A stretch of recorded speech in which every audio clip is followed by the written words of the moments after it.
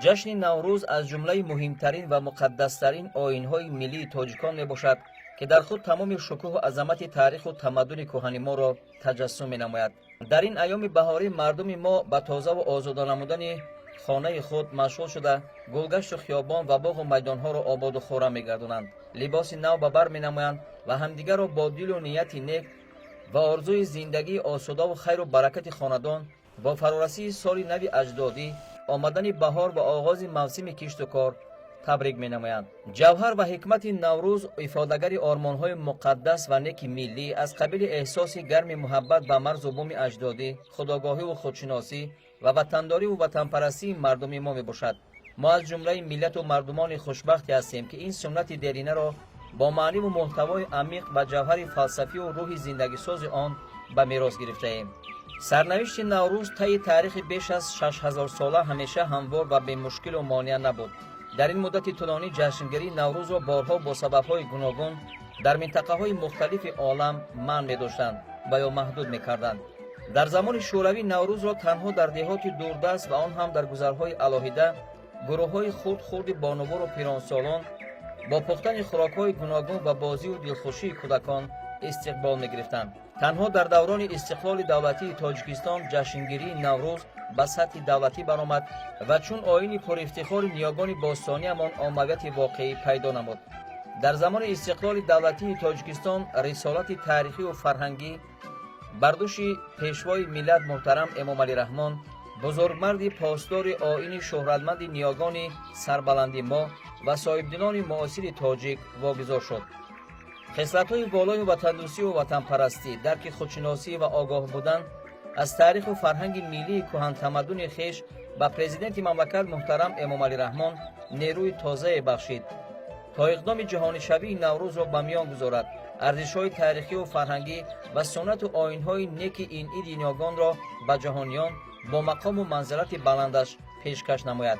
сарвари давлат муҳтарам Эмомалӣ Раҳмон дар солҳои басу вазнини пас аз истиқлоли давлатӣ ба даст овардани Тоҷикистон бо фидокорӣ ва ҷони худ зери хатар монданҳои бешумор тавонистанд, ки аҳли илму фарҳанг ва тамоми нерӯҳои солими ҷомеаро атрофи ғояҳои муттаҳидсозанда, пешбаранда ва эҳёи фарҳанги миллӣ гирд оварда, давлати ҷавони моро аз вартаи фано раҳо намоянд.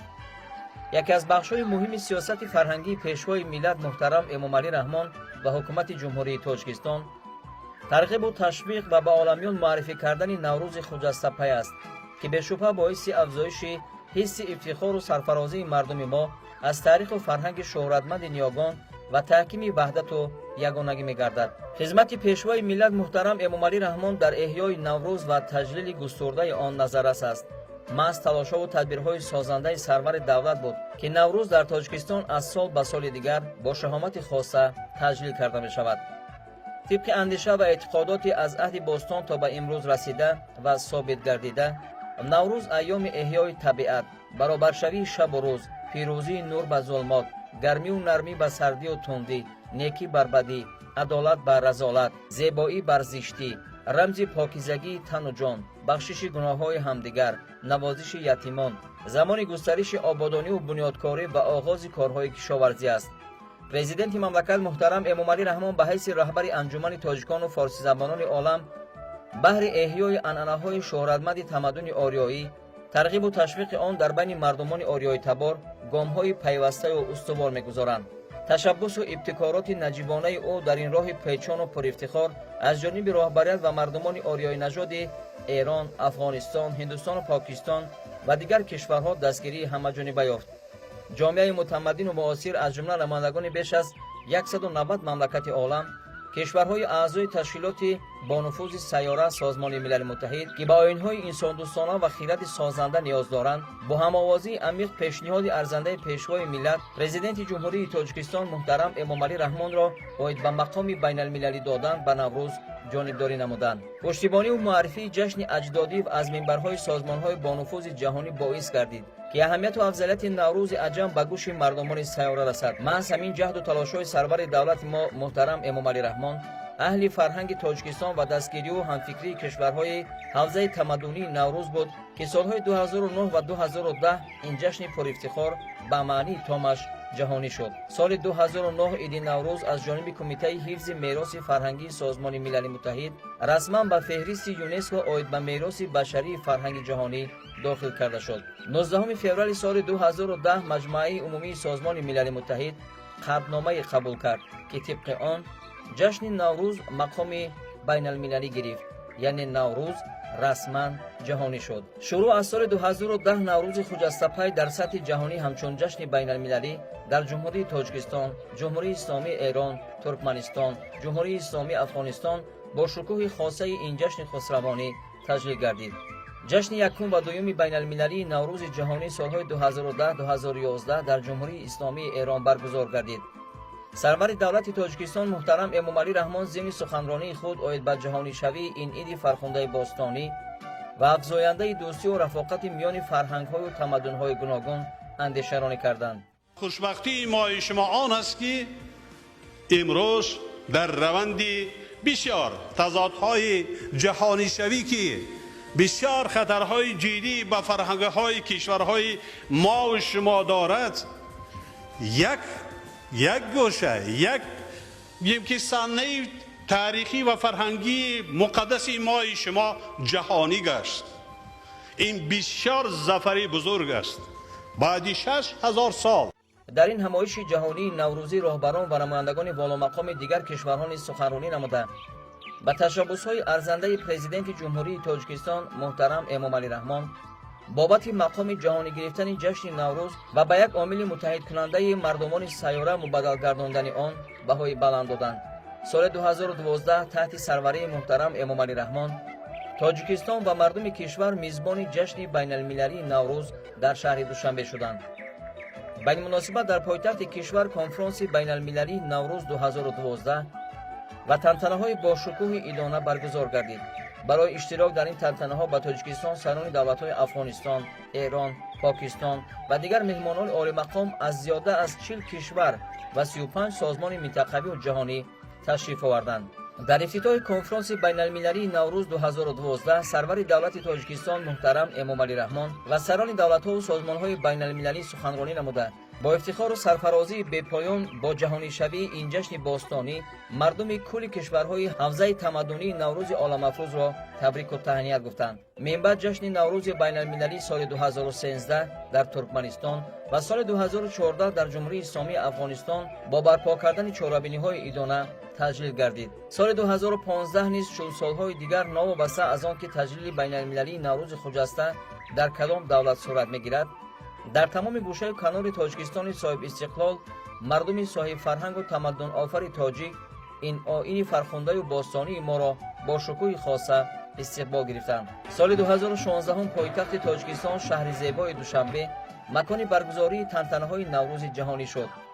20 مارس سال 2016 پرزیدنت جمهوری تاجیکستان محترم امامعلی رحمان در کاخ باربد پایتخت چون عنعنه نکوی نوروزی در عرفه این جشن فرخنده جهانی شده با زیایان مملکت ملاقات صدبخش انجام دادند. در واخوری شماره زیادی اهل زیای مملکت، نمایندگان کورپوس‌های دیپلماتی مقیم تاجیکستان و مهمانان از کشورهای خارج، اشتراکیان همایش بین المللی ادیبان حوزه نوروز شرکت ورزیدند. هدف به تاجیکستان دعوت کردن دانشمندان و ادیبان معروف از کشورهای مختلف دنیا و برگزار کردن همایش ادیبان را سرور دولت محترم امامعلی رحمان واسطه مهمی ترغیب و تشویق اهمیت فرهنگ پرورانه این جشن جهانی نوروز و آیین بشردوستانه آن به عالمیان ارزیابی کردند. فهماندنمان در کار بود، اثبات کردنمان در کار بود، دلیل در کار بود. چون که قطعنامه سازمان ملل متحد در صورتی قبول کرده می شود که بیش از 145 دولت دنیا آن را جانبداری می کند. و همین طور هم شد. من در تمام کشورها گشتم، حوزه نوروز در همه جا با یک زبان نوروز مبارک باشد افتخار دارم. نوروز برای همه چی است، برای نیکبختی خوشبختی انسان است، جشن فرهنگی است، انسان پرور است، همه چی را برای انسان نسبت به دین و مذهب و ملت و نژاد همه چی پس سر است، فقط برای انسان، برای آدم نیکی کردن، خوبی کردن از این جشن می شود. یعنی مردم را از سردی های ناامیدی، سردی های زمستان به آینده درخشان هدایت می کند. از ناامیدی ها با امید راهنمایی می سازد. خرد و بزرگ تاجیکستان خرسندی می کنند. اینقدر خرسندی می کنند، اینقدر روحشان بالیده است که یک سال دراز تیاری می بینند به جشن نوروز. زندگی حیات خودش همان نیست. هیچگاه رو افتاده شدن در کار نیست. حیات خودش مبارزه است. و شکرانه یک لحظه زندگی کردن ما. به همه کم و کاسی های زندگی جامعه نگاه نکرده. نوروز بی شاعر، نوروز بی سرود، نوروز بی نویسنده، نوروز بی موسیقی، بی فرهنگ، بی صنعت، اون نوروز نیست. بعد سخنرانی سرور دولت محترم امامعلی رحمان، یک گروه اشتراکچیان همایش بین المللی ادیبان حوزه نوروز برآمد کردند. آنها با ذکر خصوصیت‌های خاص نوروز بین المللی و تشبس‌های ارزنده پرزیدنت جمهوری تاجیکستان بهر جهانی گردانیدن نوروز عجم بهای بلند دادند و این خدمت‌های شایسته پیشوای تاجیکان جهان را نمونه عالی بشردوستی و فرهنگ پروری امامعلی رحمان معنیداد کردند. در دوران صاحب استقلالی کشور با تشبس و تلاش‌های سازنده پیشوای ملت محترم امامعلی رحمان، نوروز سوخت، ختلان، بدخشان و ناحیه‌های تابع جمهوری با خصوصیت‌های خاصش با رقص و بازی، اجرای سرودهای خلقی، نمایش هنرهای مردمی، تیار کردن طعام‌های ملی خاص نوروز، نوازش یتیمان، دستگیری نیازمندان و برگزاری چهاربینی‌های ورزشی جشن گرفته می شود. ما افتخار میکنیم که بعد صاحب استقلال گردیدن تاجیکستان عزیزمان با شرافت استقلالیت، صلح و ثبات جامعه و وحدت ملی، جشن بزرگ اجدادیمان نوروز عمری دوباره کسب کرده. امروز در سراسر مملکت و بیرون از آن با شکوه و شهامت بی‌سابقه تجلیل می‌گردد. ما افتخار داریم که تاجیکستان بر حق وطن نوروز، سده، تیرگان و مهرگان است. هر کدامی از این جشن‌ها تاریخی بیش از 6000 ساله دارد و این دلیل نیست باعث افتخار ماست که نوروز باستانی امروز جشن جهانی گردیده است. طور به همگان معلوم است هنوز از ماه ینور سال 2021 در تاجیکستان بیماری نوی سرایتی کرونا ویروس دیگر به قید گرفته نشد، ولی نوابسته از این شهروندان مملکت با رعایت همه قاعده‌های سانیتاری و گیگینی امروزها به طور شایسته کار و زندگی کرده ایستادند. تمام تشکیلات و مؤسسه‌های ساحه‌های معارف، تندرستی و دیگر بخش‌های مهم اقتصادی منتظم فعالیت دارند. ما امروز شکرانه میکنیم که از آغاز ماه ینور در کشورمان عموماً بیماری سرایتی کووید 19 از بین رفته است. یعنی تاجیکستان امروز به کووید 19 است.